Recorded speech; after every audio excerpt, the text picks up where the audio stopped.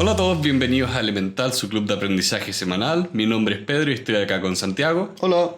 Y el libro de esta semana es How Adam Smith Can Change Your Life. Cómo Adam Smith puede cambiar tu vida, de Russ Roberts.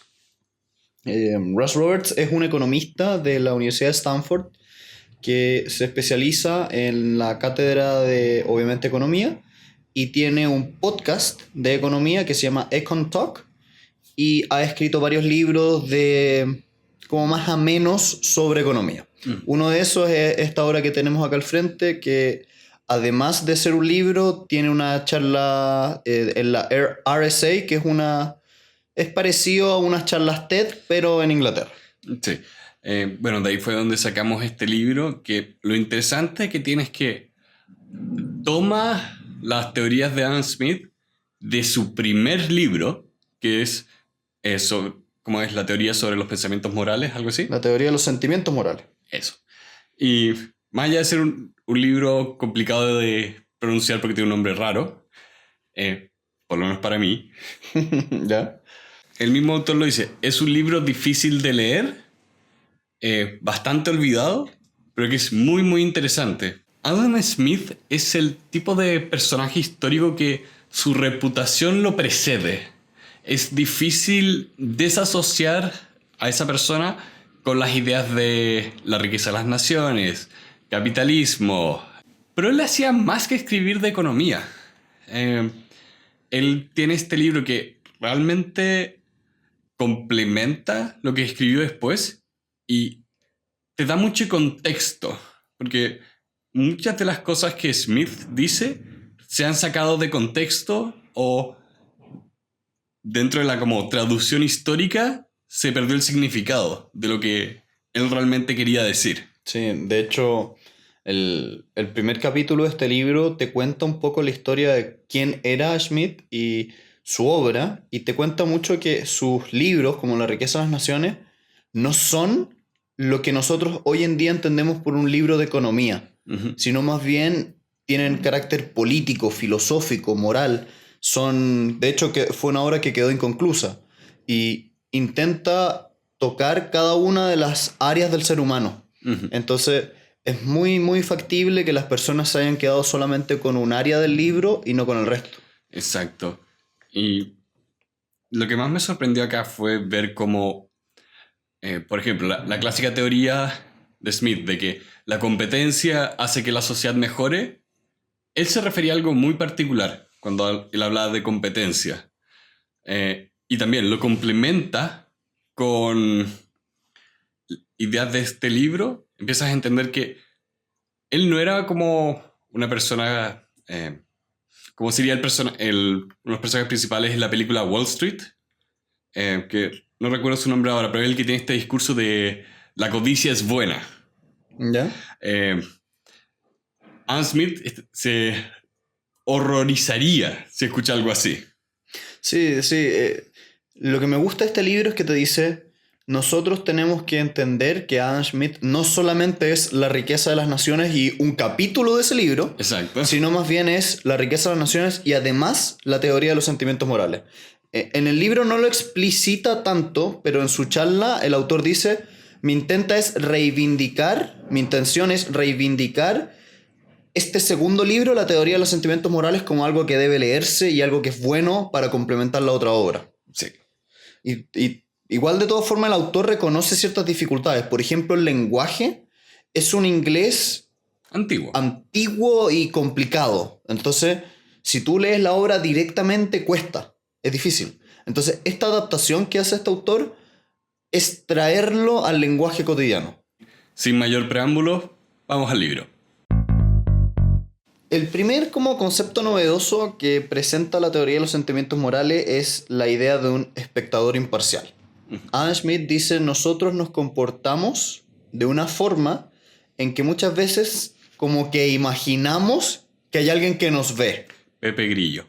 El Pepe Grillo o la idea de una divinidad que está presente.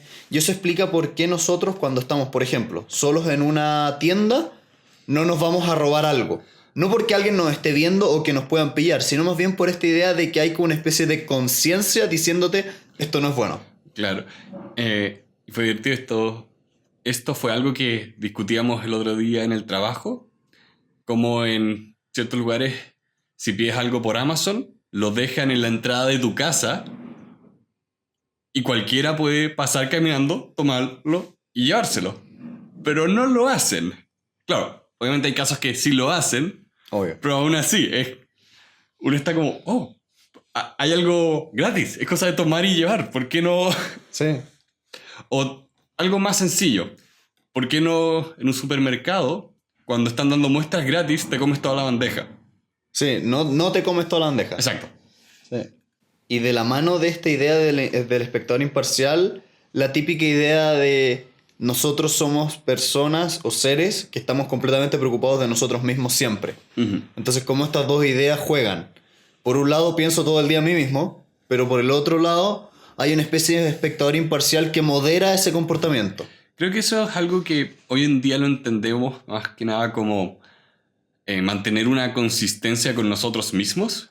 La idea de que tú tienes una imagen de ti mismo en la cabeza que quieres mantener de una forma u otra. Sí. Creo que eso sería como la interpretación moderna de lo que acá Smith habla como este observador imparcial. Yo supongo, estoy imaginando, que en su época él lo debe haber visto mucho respecto de la idea de que Dios te está mirando o que Jesucristo te está mirando. Claro, pero Sobre todo en su contexto. Claro, pero sin entrar... Él era anglicano, ¿no? Supongo, sí. Sí. Pero sin entrar en el tema religioso, porque él lo tomaba como algo que se aplicaba a todas las personas. ¿No? Sí. Entonces no podía estar amarrado solo a un tipo de religión. Y creo que de hecho es una de las cosas que más me entretuvo acá, ver cómo Smith, o el autor interpretando a Smith, tenemos varios niveles de abstracción acá, ¿eh? Sí, esto es como Inception. Sí. Pero en vez de ir más profundo, vamos alejándonos más. Sí. Como el libro que habla de otro libro. Sí. Bueno, acá lo que me gustaba es como siempre presentaba la idea de el observador imparcial, también presentaba la idea de la regla, como la regla de hierro de ti, de que siempre partes de ti mismo, y como siempre va poniendo las cosas casi que en dualidades. De que si algo tiende hacia un lado, también tiende hacia otro. Como si bien tú estás siempre pensando en ti, igual uno tiene que abstraerse de uno. Y es este como espectador imparcial el que te permite eso. Es, ya, a mí me gustaría quemarle el auto a una persona, pero no dice, si alguien me viese o si yo viese a una persona haciendo eso, lo consideraría negativo.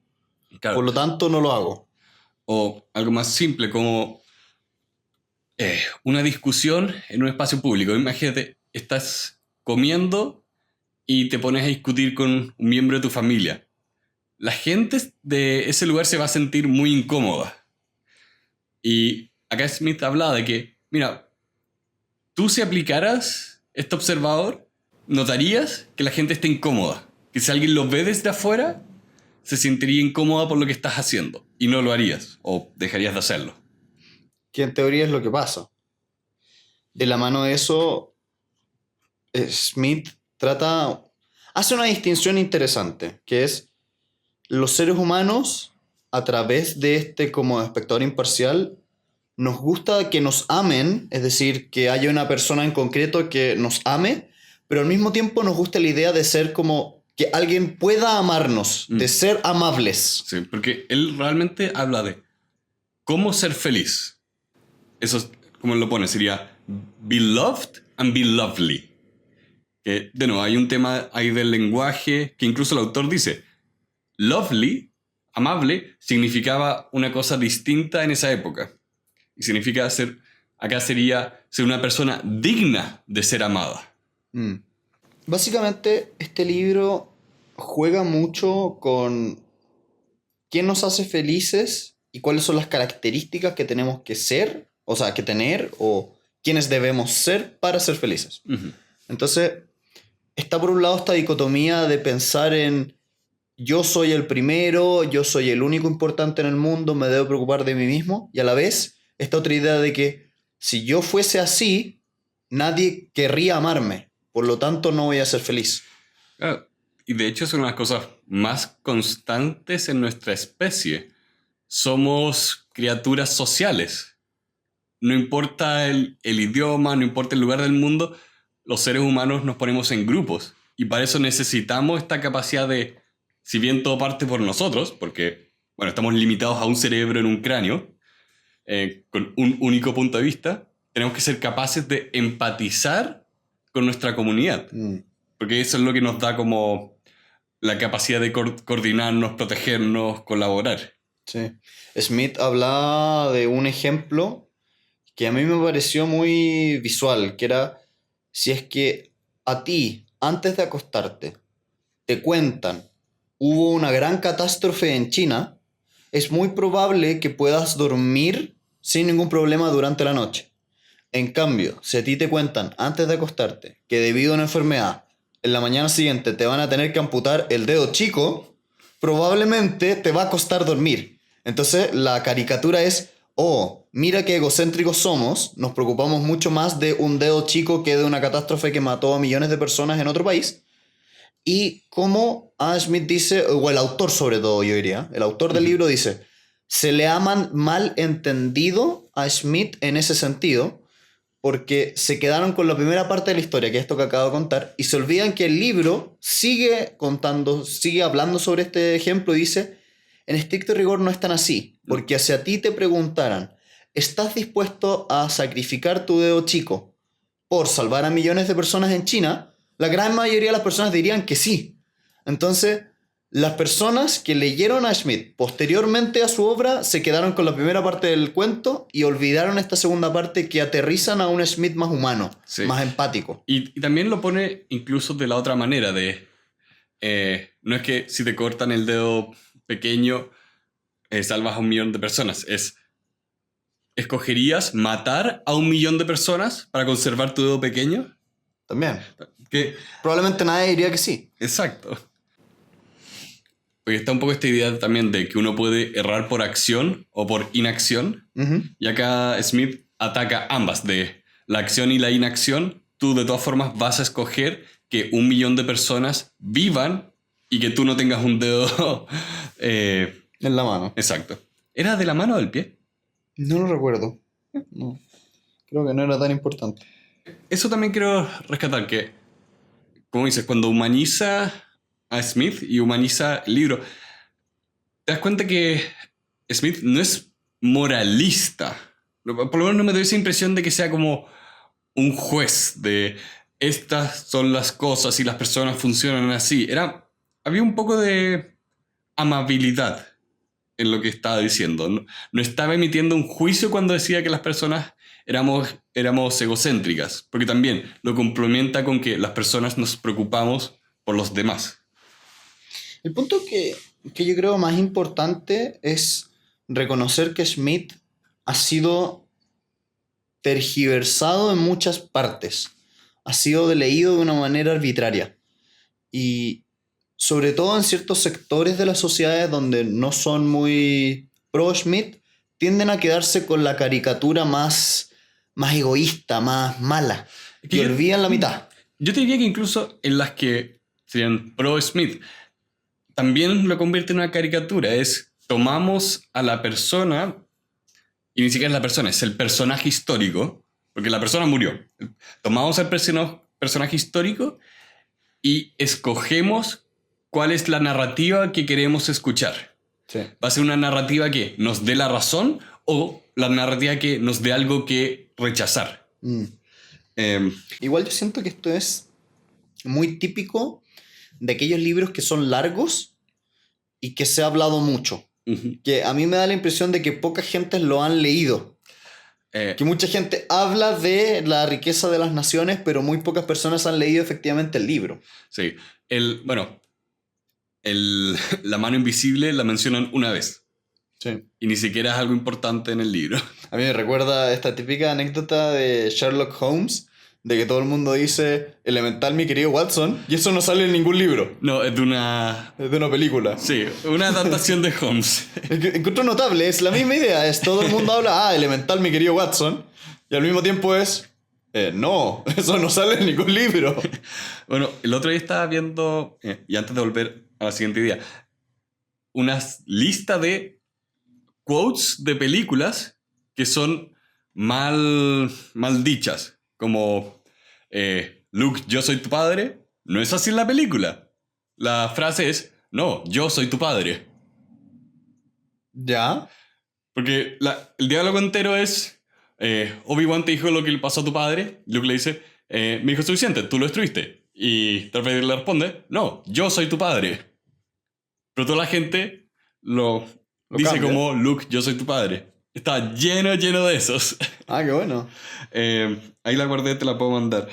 Pero volviendo a la última idea de esta parte de cómo ser feliz, que ok, partimos de nosotros, nos importa nuestra comunidad, nos importa ser armados por la comunidad y nos importa ser dignos de ser amados en el sentido de que queremos que nos amen por las razones correctas. No queremos que amen una imagen falsa de nosotros mismos. Como que el logro ajeno se nos atribuya, las personas sentimos vergüenza. Sí, incomodidad, que te feliciten por un trabajo que en realidad no hiciste. Claro. Y sí, hay gente que disfruta hacer eso, tienden a ser sociópatas. Sí, eso la decepciona. Uh-huh.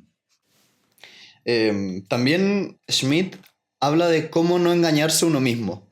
Y en esto me recuerda mucho a Richard Feynman, que es otro autor que leímos en el podcast, se lo recomendamos escuchar. Literalmente citado en este libro. Citado en este libro. Que dice, la persona que más puedes engañar en realidad es a uno mismo. Eres la primera persona... ¿Cómo era? Eres o la persona más fácil de engañar. Sí, algo por el estilo. Que la idea es bastante sencilla. Es, nosotros tendemos a creer ciertas cosas y quedarnos en esa visión, no obstante se aleje de la realidad.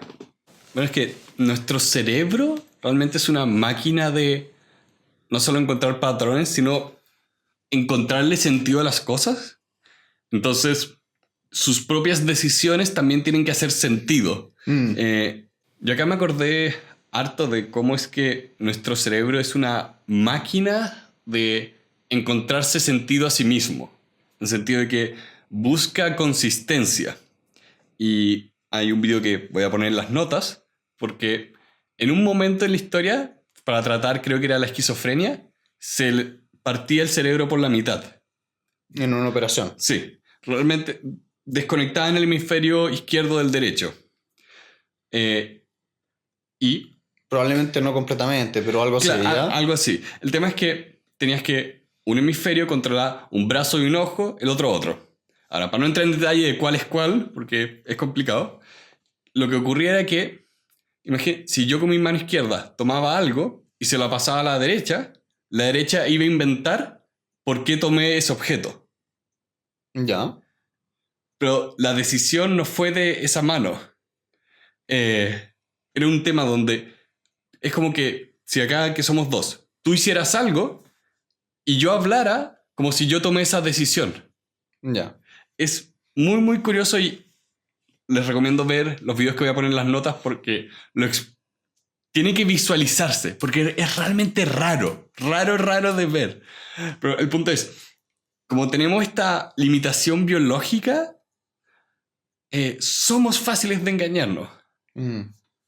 Y yo creo que en la época de Schmidt, igual ya él había visto que habían ciertos sesgos psicológicos que tendían a repetirse. Por ejemplo, la idea de que cuando nosotros vemos información que corrobora algo que creemos, tendemos a pensar que es la única información correcta. Claro. Que se llama el sesgo de confirmación.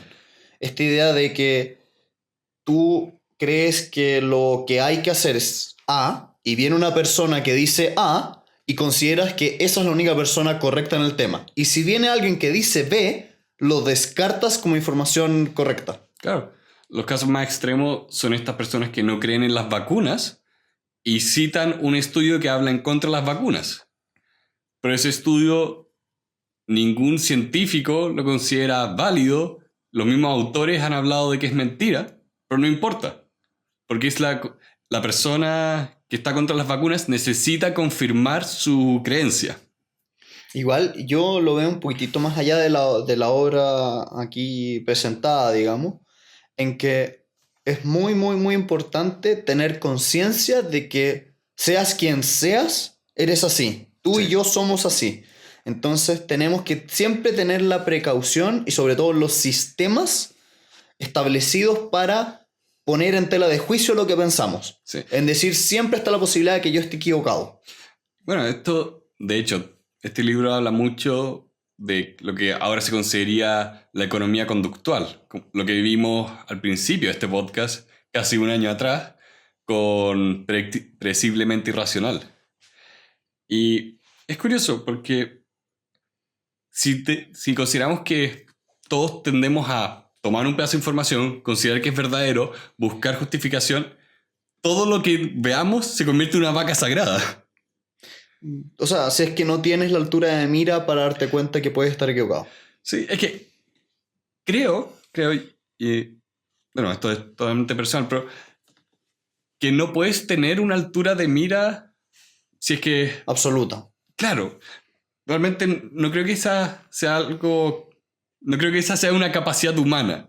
Creo que es algo que podemos compensar teniendo muchas vacas sagradas. O tal vez, estaba leyendo otro libro, tal vez haciendo grupos de pensadores. ¿En qué Sí, sentido? Tener un equipo de personas con formas de pensar distintas y que dialoguen de manera respetuosa. sí, Como complementar cerebros. sí, creo que eso es la mejor Es forma una de buena ponerlo. alternativa. También otra típica falacia es la falacia de la narrativa, en el sentido de que cuando nosotros vemos un fenómeno y encontramos una narrativa que nos gusta para explicar ese fenómeno, tendemos a quedarnos con esa narrativa. El ejemplo que yo he visto en la vida real es, sube o baja el precio de una acción y las personas dicen, ah, esto debe haber sido por tal cosa. Y en estricto rigor, la realidad es que fue por una serie bastante compleja de factores. Pero la narrativa que le ponemos es lo suficientemente consistente con lo que creemos o lo que queremos creer y por eso nos quedamos con esa explicación única. Ujú. Es un poco como se resumen los problemas a 2 o 3 chivos expiatorios. Dos, tres variables y nada más. Nada más. Y de la mano de estos sesgos, Smith nos dice, tenemos que tomar la característica de la humildad como un gusto adquirido. Tenemos que ser capaces de abstraernos, tener de este espectador imparcial y al mismo tiempo siempre tener presentes que, como decía Feynman, somos los más engañables. Sí. La humildad se aprende. Ojalá que fuese más transversal, pero bueno. Ojalá que entre en algún congreso. A mí me da risa porque muchas veces a mí me pasa personalmente que estoy muy rodeado de o muchos abogados o muchos médicos y son personas con mucho ego por lo general. Entonces estoy rodeado, yo también incluido, muchas veces soy 100% culpable de la falta de humildad. Entonces leo estos libros y es como, sí, yo debería aprender de esto. Yo no soy perfecto. Gracias. Después de que aprendemos a no engañarnos a nosotros mismos, tenemos que empezar a trabajar en el cómo ser amados. Porque, bueno, para Smith, en la visión de Smith, la felicidad es ser amados y ser digno de ser amado. Entonces, empieza a atacar cómo se logra ser amado.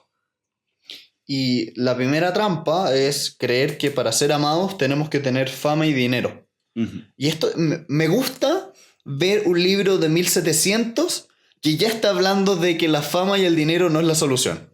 Deteniéndonos un poco en el tema de la fama, porque es algo que también tiene una nueva connotación ahora con internet, porque tú puedes ser famoso por cualquier cosa, para bien y para mal. O sea, no solo internet, yo diría los medios de comunicación masivos. Exacto. Pasa mucho que hay gente que de la noche a la mañana se encuentran con fama. En la época de Smith tenías que ser alguien, tenías que trabajar para eso. Tenías que ser noble por último. O tener una obra muy leída, pero era famoso dentro de un grupo específico. Exacto. Y lo que es interesante es cómo, por un lado, se distorsiona la visión de una persona, de quién es la persona. Lo voy a poner en las notas, un video muy bueno que habla sobre Phil Fish. ¿No sabes quién es Phil Fish? No. Y de hecho, una de las cosas que más me encantan de ese video es que ese es un punto. Porque esta es una persona que se hizo famosa por tener su personalidad en internet y también ser un desarrollador de videojuegos. Al punto que se convirtió en una persona polémica, muy odiada, donde la narrativa se convirtió en Phil Fish es una mala persona. Y esa era la narrativa que se repetía, se confirmaba, se dejaba de escuchar lo que dijera lo contrario, y lo que ocurre es que tú empiezas a preguntarte, ¿por qué la opinión de esta persona es importante? Si yo te dijera, hey, ¿viste lo que hizo Phil Fish el otro día? Tú me habrías respondido como acá. ¿De quién me estás hablando? ¿Por qué tu habilidad para, en este caso, hacer videojuegos, se traduce en tu opinión en general es importante?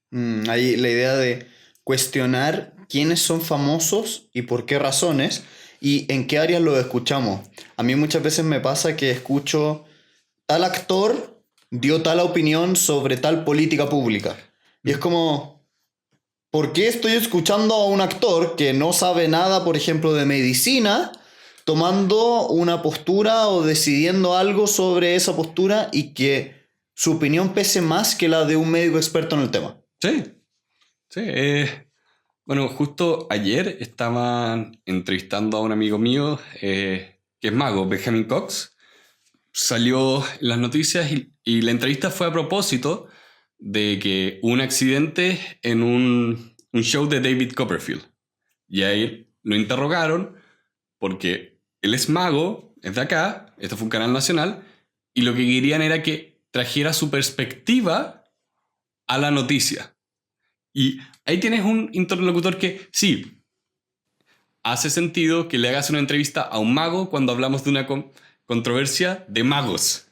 Porque entiende el juego. Sí. Entiende las dinámicas. Está dentro de su área de expertise. Exacto. Bueno, pero sin escaparnos tanto del libro y volviendo un poco al tema de la fama y el dinero son una trampa si es que tú quieres ser feliz. Porque en estricto rigor no son características que más allá de la idealización que uno tenemos de ellas te hagan feliz. Y yo creo que siempre se habla de que el dinero no hace la felicidad, pero realmente pocas personas toman el peso de esa afirmación. Porque, de nuevo, es de esas cosas que tienen una dualidad. Porque muy poco dinero si hace la tristeza. Porque, de nuevo, el dinero soluciona problemas.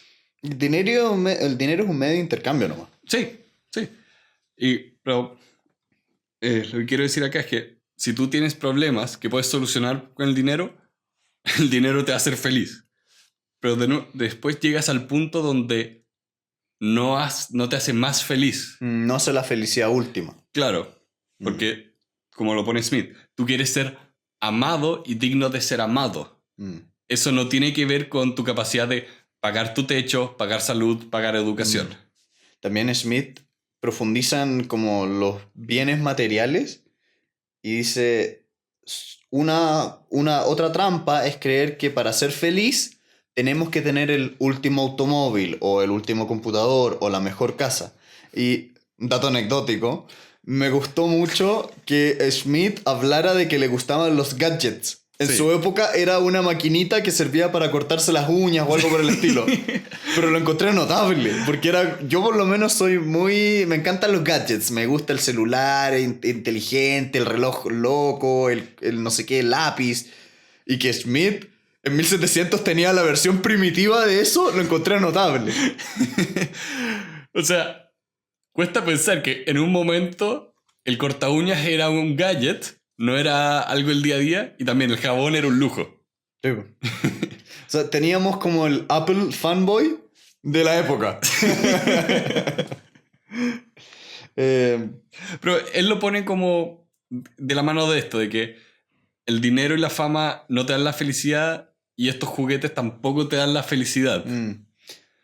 Antes que se me olvide, una anécdota también que es muy visual, que es propia del autor y no de Schmidt, es que dice, ya, ilustremos esta idea de la idealización. Y dice, imagínense que ustedes que vienen a una sala de clases y de repente entra Angelina Jolie y Brad Pitt y se sientan en la última fila. Este libro se escribió antes del divorcio. Exactamente. Probablemente, cuando las personas ven esto, tenderían, uno, a poner 100% atención en los sujetos que están sentados atrás. Dos, a pensar que estas personas son increíbles y genios y saben todo. Y tres, si esas personas interviniesen, levantaran la mano y conversaran o dijeran algo, su opinión sería considerada la más importante. Claro. Y lo divertido es que es una completa y absoluta idealización. ¿Cómo creemos que estas personas viven vidas de ensueño? Siendo que no están así. No, todavía van al baño. Afortunadamente. Creemos. Creemos, no estamos... Tengo mis dudas sobre Schwarzenegger si es un robot o no, pero bueno. Bueno, y Zuckerberg es una lagartija. Una lagartija. ¿Ya? Es un reptiliano, es un reptiliano. Ah, eso puede ser. Y de hecho, de esas cosas divertidas, hay muchos comentarios sobre famosos de que, oh, hablé con él y era una persona normal. Sí, como, ¿qué estabas esperando? Sí. ¿Fue un superhumano? Sí. Esa es la palabra, ¿qué estás esperando? Pero igual ahí está la trampa. En que lo queramos o no, si yo estuviera sentado en una sala de clases y está Brad Pitt en la esquina, yo estoy seguro que diga lo que diga, me parecería interesante escucharlo. Sí. Por el solo hecho de que sea famoso.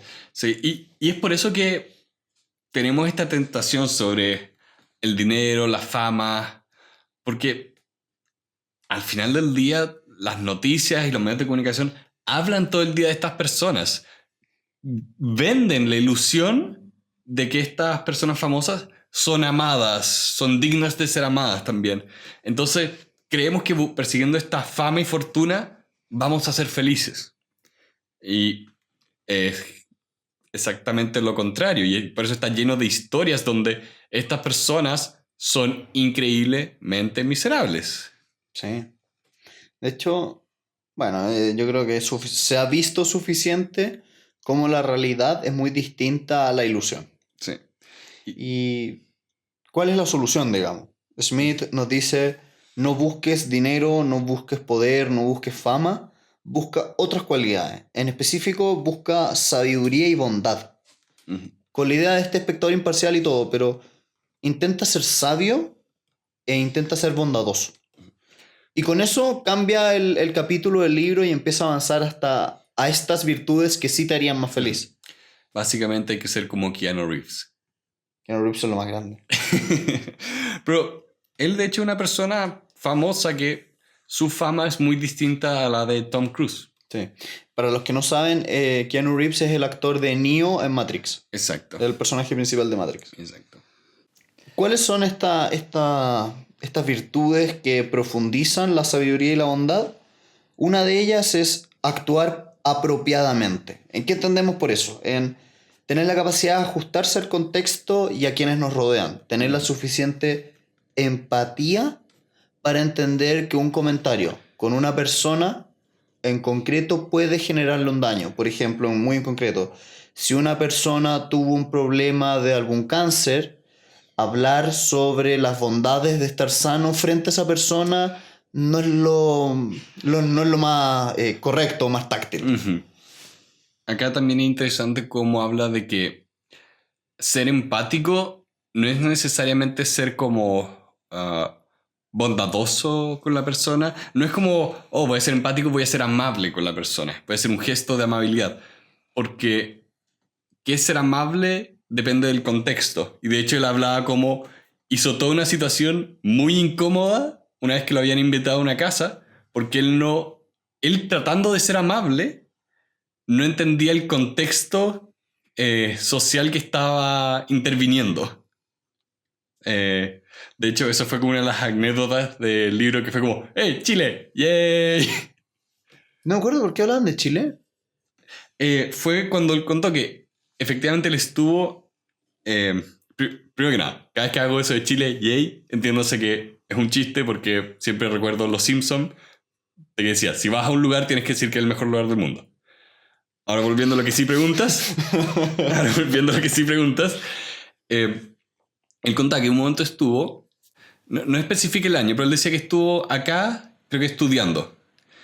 Y en un momento un amigo lo invitó a su casa y cuando llega allá estaba la empleada doméstica, una persona que vive en la casa, cocina y limpia.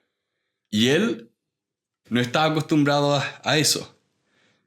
Y entonces él tratando de ser amable solo le complicó la vida porque la señora le preguntó ¿qué quiere de comida? Y él le dijo, no sé, sorpréndame. Ya, y no era la dinámica. No era la dinámica. También, él contaba que, le voy a hacer compañía a esta persona. Y fue a sentarse a la cocina. Y esta persona estaba como, ¿qué haces acá? Yo estoy tratando de trabajar un poco. Sí. Solamente para aquellos que nos escuchan desde otros países. En Chile existe una figura, un tipo de empleo que es una empleada doméstica, que es algo así como una persona que viene o vive, cualquiera de las dos posibilidades, en el hogar familiar y se preocupa específicamente de la limpieza, cocina y a veces cuidado de los niños menores, y que es una figura bastante única de Chile. Sí, si quieren realmente ver una versión de eso, vean la película La Nana, que para que entiendan lo particular que puede ser la relación social ahí. Sí, en otros países no existe un símil propiamente tal, porque tiene elementos muy antiguos y a la vez una adaptación a la realidad chilena muy única. Pero bueno, otra cosa que también me pareció muy práctica y a la vez curiosa. A mí, antes de leerlo, no se me hubiera ocurrido, que era, ¿qué pasa cuando nosotros empezamos a compartir nuestras tristezas y nuestras alegrías? ¿Cuándo generamos envidia? ¿Cuándo generamos incomodidad en el otro? Y en este sentido, Smith lo que decía era, hay que distinguir entre si son grandes o pequeñas alegrías y grandes y pequeñas tristezas. Cuando tú le cuentas a un amigo, tuve una incomodidad pequeña o tuve un problema pequeño, la otra persona tiende a escucharte y decir, esta persona se está quejando. Es una persona quejumbrosa. Qué fome, qué latero, qué desagradable. En cambio, si tú le cuentas, se murió mi madre, genera empatía, genera esta idea de, qué gran pérdida, yo te voy a acompañar. En cambio, por el otro lado, con las alegrías es distinto. Porque si tú le cuentas, tuve un gran logro, estoy muy feliz, tiendes a generar envidia. En cambio, si tú le cuentas pequeñas alegrías, me encontré tal cosa en la calle, genera esta empatía. Entonces es divertido cómo nos conviene contar grandes tristezas y pequeñas alegrías. Sí. Es bien curioso, porque acá lo habla como una reacción visceral de si alguien viene con un dolor, tú vas a ayudarlo y a consolarlo. Si alguien se está quejando de algo pequeño, es como, cállate. No, cállate. Sí, tontera. Sí. Y también, cómo nos alegran esas pequeñas... Por ejemplo, hay un canal en la página Reddit que se llama algo como La Vida es Hermosa. No, es Uplifting News. Son noticias que suben el ánimo. Y son pequeñas noticias como rescataron un perro, alguien hizo una donación a un hospital de niños. Y son estas pequeñas alegrías que, de hecho, yo recomiendo mucho.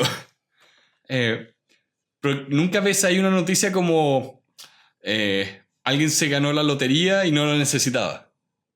Sí. Pero vas a ver la noticia de como más dramática, como una persona que vivía en la calle, ganó una lotería y puede comprar una casa.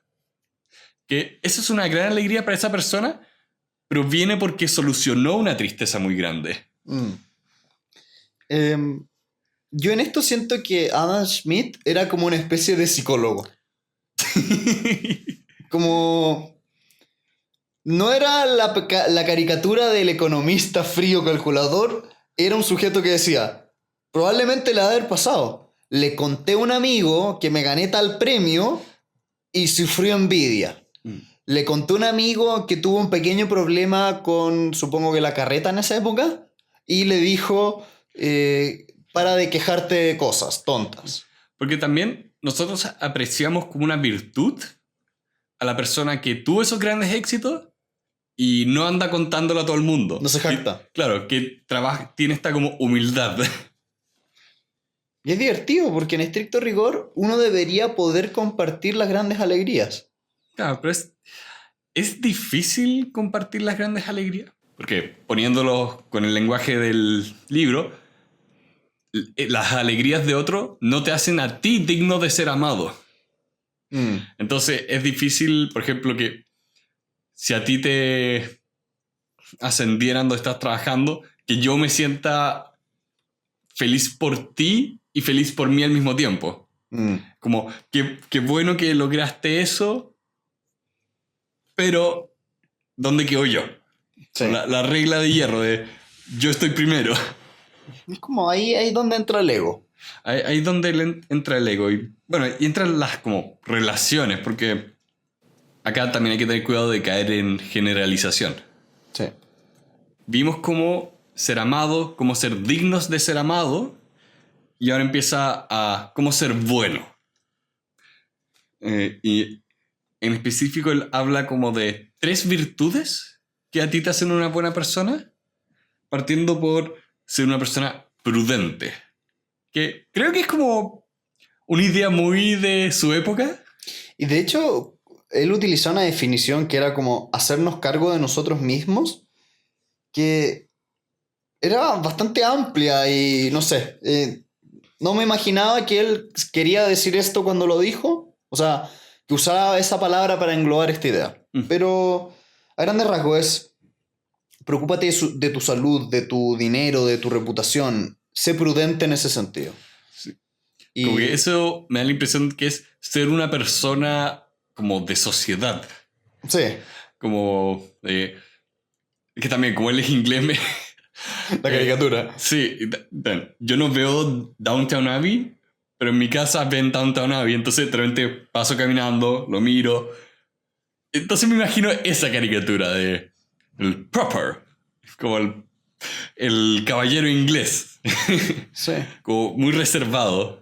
Bueno, igual hay que pensar que Schmidt era un profesor universitario, nunca se casó, entonces probablemente haya sido un personaje que se desenvolvía en la universidad con ese ambiente más formal. Sí, yo acá me imagino que esta es una de las ideas que más ha tenido que evolucionar, porque en un momento empezamos a apreciar a la persona reservada, ahora también estamos tratando de salir de nuestras burbujas, de buscar ayuda afuera. Hay como nuevas ideas de comunidad que se empiezan a presentar. También de la mano de eso, ser justo, la justicia, pero entendía muy en concreto como no hacer daño a los demás y al mismo tiempo no aprovecharse de los demás. Como en pequeñas cosas, Sí. no en grandes ideales de justicia, sino más bien en comportamientos cotidianos. Estaba la posibilidad de que tú lo ayudaras en algo pequeño, hazlo. Está la posibilidad de que tú, no sé, le robes un poquitito de su fama, no lo hagas, no te aproveches. Entonces, Sí. ese tipo de cosas. Que esa idea como negativa de justicia, de no hacer algo, es muy sencilla en comparación a lo que él habla de benevolencia, que es una idea activa, o sea, es una idea positiva de haz algo benevolente, pero es abstracta esa idea, es como complicada de por sí. Es mucho más aterrizada la parte de la amistad. Que Sí. Smith era muy amigo de otro filósofo que se llama David Hume. Y en sus libros habla muy positivamente de su amistad con esta persona. Yo también igual lo veo un poquitito mucho como la forma en que se veía la amistad en esa época. Porque hasta hace no mucho tiempo la relación romántica de un hombre y una mujer era muchas veces considerada de nivel inferior, que la amistad entre hombres. Entonces, encuentro muy interesante cómo hoy en día se habla de que una relación amorosa entre un hombre y una mujer es muy valiosa y que si tú contrajiste matrimonio tienes la mejor relación ahí, pero como en esa época la virtud de la amistad era aún más importante. Claro. Y también un tema lingüístico que veía la otra vez, como antes la palabra amigo era una palabra muy fuerte, de peso. Y con el tiempo empezamos a hablar de que más y más personas son nuestros amigos, como tengo 500 amigos en Facebook. Entonces tuvimos que empezar a hablar de mejores amigos. Sí. Super amigos. Grupo pequeño, mi mejor amigo. Sí, tienes toda razón. Y ya en la parte final del libro, habiendo dicho cuál era el pensamiento de Schmidt y cómo ser amables o amados, empieza ya a preocuparse de cómo hacer el mundo un lugar mejor. Como todos tenemos ese deseo de, más que expandir nuestra visión del mundo, porque es mejorar nuestra comunidad, mejorar nuestro entorno. A mí lo que me encanta es la forma en que lo plantea, porque dice, es nuestro deber ser mejores personas, más morales, más benevolentes, más prudentes, pero eso tiene un efecto que no se nota en el acto, pero que se compone por muchas personas para generar un cambio mayor. El ejemplo en concreto es, hasta hace 100 años, educar a los hijos y golpearlos para ello era una actitud socialmente válida. Uh-huh. Las personas, o sobre todo los padres, podían disciplinar a los hijos a través de golpearlos y con eso decirle estás haciendo algo malo. Y cómo de a poco, con actividades individuales, de cómo cada uno de los padres dejó de golpear a los hijos, hoy en día está empezando a cambiar esa forma de ver la paternidad. Como esta idea de, no es que haya salido una ley universal que digas está prohibido pegarle a los hijos para disciplinarlos, sino que más bien fue una actitud individual que se repitió en muchas personas. Y de ahí se convirtió en ley. Y me encanta cómo eso nos habla mucho del pensamiento de Schmidt. La idea de la oferta, de la demanda como cantidades agregadas de personas y cómo el mercado, cada uno preocupado de ser mejor en sí mismo o de lucrar, pueden mejorar el bienestar total. Uh-huh. Lo encontré muy interesante cómo esa idea que yo había visto en economía también aplica para el ámbito moral. Claro, o yo te lo diría incluso al revés. Su idea económica me hace sentido porque él tenía esta idea moral. La idea de que las acciones individuales tienen repercusiones a nivel macro es una idea neutral. También se puede hacer para mal. Sí. Lo veíamos con el tema del liberalismo, cómo fue que surgieron los totalitarismos. Pero, volviendo a este libro, esta idea de que si a las personas les damos la libertad de actuar, van a perseguir esta idea de ser amados, ser dignos de ser amados, y van a empezar a mejorar su espacio, y cuando todos empezamos a hacer eso, se empieza a mejorar el mundo. Eso me encanta porque si tú lo piensas, si tú intentas ser mejor tú y ser mejor persona, vas a poder, si todos hacen lo mismo, hacer el mundo un lugar mejor. Bueno, acá lo pone como el feedback loop. Esa idea de que, mira, si eres amable con tus padres, con la gente que está alrededor tuyo, te vas a empezar a rodear de el tipo de personas que también van a estar para ti cuando tú las necesites. Es esa idea de que los buenos amigos vienen en los días nublados. Sí.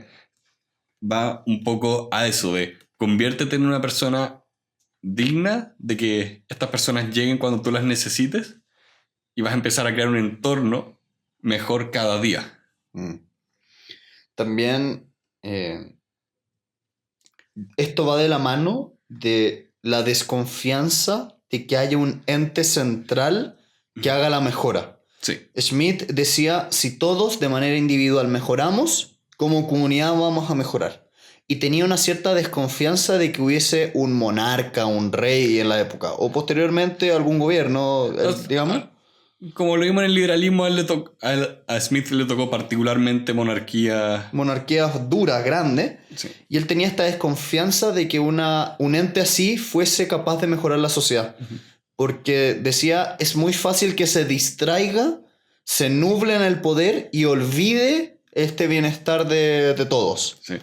Qué curioso que esta idea es tan parecida a la de resistir el poder que vimos en la historia del liberalismo. O sea, Adam Smith puede considerarse fácilmente dentro del Sí. canon del liberalismo. Sí, es que me sorprendió en retrospectiva ver algo tan textual acá que no se mencionara en el otro libro. No, sí se menciona Adam Smith y ese tema. Pero no se tocaba... No en detalle, pero es Exacto. que ese libro hablaba del liberalismo años posteriores, entonces Sí. estaba preocupado de otros pensadores. Sí, pero esa idea de que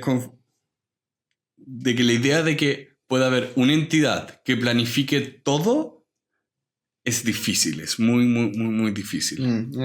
Tienden a desconfiar de eso. Sí.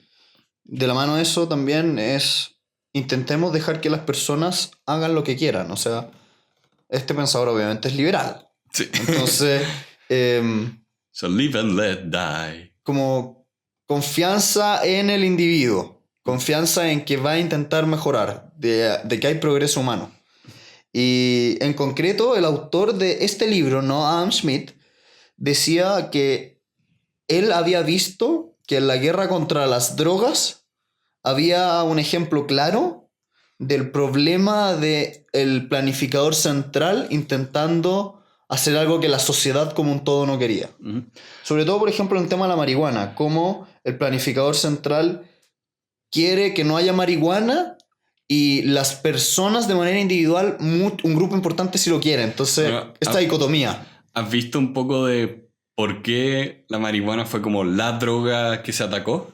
¿No? ¿Por qué? Si no me equivoco, tendría que corroborar todo, pero la historia cuenta que es porque nuestro gran amigo, presidente del futuro en Futurama, Richard Nixon, no le gustaban los hippies. Y la marihuana era la droga de los hippies. Así que él empezó a impulsar las leyes anti-marihuana. En Estados Unidos. En Estados Unidos. Lo mismo con por qué las leyes contra el crack son más duras que las leyes contra la cocaína. Y, de nuevo, esto puede caer perfectamente en lo que hablamos antes de un sesgo de narrativa, pero lo que se habla ahí es que, mira, el crack era de pobres, la cocaína era de ricos. No. Pero el punto de que, de hecho acá les voy a compartir otro video de estos de In a Nutshell, que habla del problema de la guerra contra las drogas, es que se intentó atacar lo que sería la oferta de las drogas. Y usando oferta y demanda básica, te das cuenta que eso solo significa que el precio de las drogas suben. Por lo tanto, claro, hay mayor riesgo de hacer contrabando, pero la recompensa es tan grande que la hacen de todas formas. Y la guerra contra las drogas ha fracasado descomunalmente.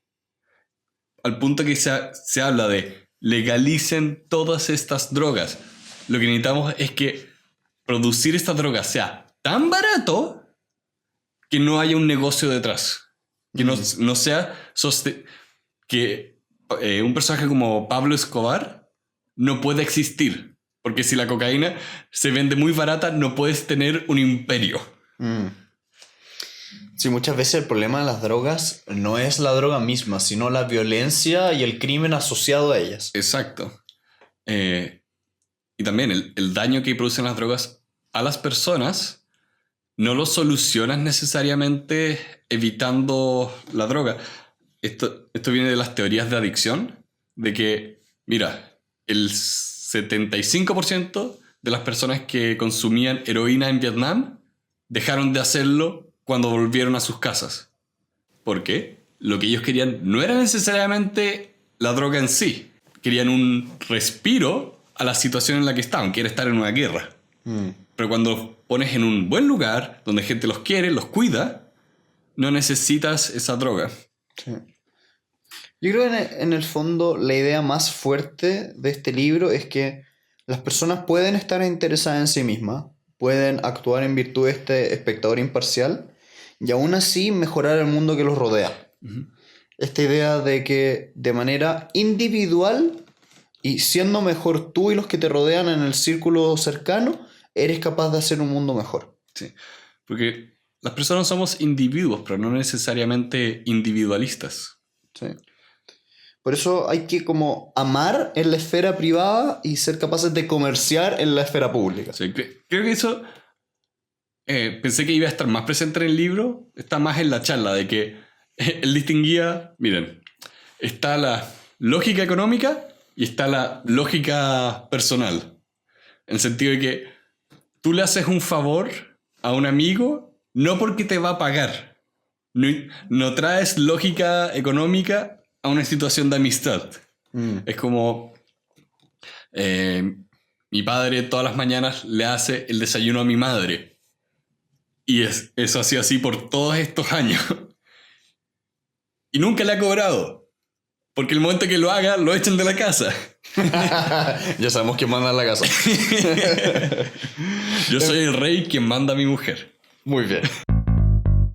Así que cerrando un poco el libro, a mí personalmente me encanta encontrar obras que hacen atractiva la lectura de filósofos más duros. Sí.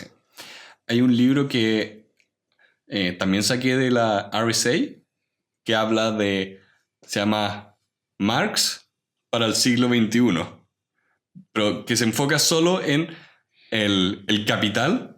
Que de hecho en esa charla descubrí que no es que sea un libro, son 3 libros. Son como 3 tomos. ¿Ya? Es una monstruosidad. Entonces me gusta esa idea de que a través de estas nuevas interpretaciones, estos redescubrimientos de ideas antiguas, podemos enriquecer nuestras vidas. Ese es el tema. Me recuerda harto, y los invito a escuchar el episodio que grabamos de eso, el libro de la filosofía china antigua y cómo podía como aplicarse hoy. Sí. A mí me pasa que es agradable encontrar obras que tienen un lenguaje aterrizado para un público general, pero que tienen ideas elevadas. Sí. Me gusta la persona, el escritor que es capaz de destilar a tal punto donde se entiende muy bien, pero a la vez no es superficial. Exacto. Entonces, por lo menos para mí, este es un libro muy bueno, muy atractivo. De hecho, cáchate qué divertido. Yo te diría que no le pondría un 10 y me quedaría como en un 8 o en un 9. En un 8 para que tengamos la nota. Solamente porque me hubiera gustado que escribiera más. Me hubiera gustado que el libro fuese más largo. Me encantó tanto su forma de hablar. Me quedé con gusto poco. Bueno, yo encontré que el largo era apropiado, pero también te diría que para mí es un 8, es un muy buen libro. Simplemente porque es curioso, porque no tengo una crítica fuerte al libro, más allá de que lo encontré muy bueno. Y me gustaría encontrar más ejemplos como este. De hecho, qué divertido, porque él en el libro habla en un momento de cuando está hablando de la benevolencia, de que es algo difícil de aterrizar. Él lo compara con escribir. Porque Smith hacía la analogía con la escritura, como es fácil identificar a alguien que escribe mal porque tengo errores ortográficos, tengo errores gramaticales. La H no existe, tampoco los tildes. Para el sufrimiento de Santiago, que tiene que ver que las notas estén bien escritas. Corregir todas esas notas. Esa sería como la idea de justicia. Pero el escribir bien tiene esta cualidad que es imperceptible casi. Porque no es como que hay una gran regla que se esté cumpliendo, sino que hay un manejo de las palabras y el lenguaje que simplemente trae placer y es agradable. Sí. Yo le recomendaría este libro a personas que les guste un poquitito la filosofía, pero que no tengan el tiempo para leer la obra propiamente tal. Porque yo me he dado el trabajo de leer las obras originales de Smith y son súper lentas. O sea, objetivamente tardas mucho rato en leerlas, sobre todo si la lees en el inglés original. Au. Es un inglés difícil. La verdad las cosas es que afortunadamente yo tengo una versión que tiene muchos pies de página, sobre todo en palabras que hoy en día casi no se usan. Entonces, literalmente estás leyendo y realmente como al pie de página, al pie de página, al pie de página, al pie de página. Como leer la Divina Comedia. Yo lo recomendaría quizás a un grupo más amplio de gente, porque ya que este libro habla tanto de la vida y el día a día, lo encontré no solo como un libro de filosofía, sino un poco como estos libros de autoayuda, como de psicología positiva. De la misma forma que recomendaría Happier, recomiendo este libro. Siento que ayuda a dar un marco al mundo. Bueno, no hay un marco perfecto, hay varios marcos útiles. Y este me pareció un marco útil para entender nuestra relación con los demás y moderar nuestras acciones con los demás. Sí. Bueno, y una pequeña nota, queremos mandarle saludos a todas las personas que nos escuchan. Queremos mandarle un saludo especial a Benjamín Muso, un gran amigo y que nos está escuchando. Entonces, gracias a todos los que nos han dado muchas opiniones en los comentarios de YouTube, de Facebook, de Instagram, de Twitter y los mails que hemos recibido. Es un agrado ver que alguien se dio el trabajo de escribirnos un mail completo. Así que muchas gracias por todo y nos vemos la próxima semana, ¿no? Espera, me acabo de fijar que estamos a 21 y el primer capítulo del podcast, o sea, los primeros 4 los lanzamos el 21 del año pasado. Es decir, ¿se cumple un año exacto? Un año exacto. Qué notable. Así que me sumo a mandar un agradecimiento especial a todas las personas que han disfrutado el podcast. Durante un año. Durante un año, gracias a nuestros Patreons, Francisco y Osvaldo. Bien, que nos están ayudando monetariamente y son... Todos los que nos escuchan también pueden aportar con sus donaciones. Exacto. Y... Wow, me siento un poco emocionado. Llevamos un año. Sí. Y con eso, hasta luego, que estén muy bien. Nos vemos en el siguiente episodio y gracias por escucharnos. Adiós. Los invitamos a visitar nuestra página web elementalpodcast.cl y nuestro canal de YouTube. Además, les damos las gracias a todos los padrinos que nos están ayudando a hacer posible este podcast. Pueden escucharnos en sus iPhone en la aplicación Apple Podcast o en su Android en la aplicación Stitcher. Los invitamos también a visitarnos en Facebook, Twitter, Instagram y LinkedIn. Les pedimos, ojalá que nos puedan dar un me gusta, puedan compartir y suscribirse, y aquellos que están en YouTube, poner la campanita. Y además, dejarnos sus comentarios en todas las redes sociales y ojalá en iTunes. Nuevamente, muchas gracias por escucharnos. Nos vemos en el siguiente episodio. A ver, habla. La. La. Ya está un poquito más fuerte que yo, pero estamos bien. Estamos bien. Ya, déjame poner en silencio esta weá que están hablándome mucho. Soy sentido, soy popular.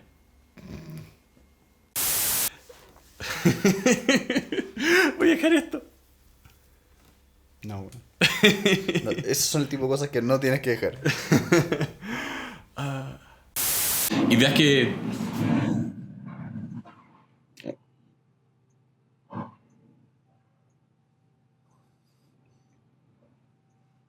Dimos grabar el domingo.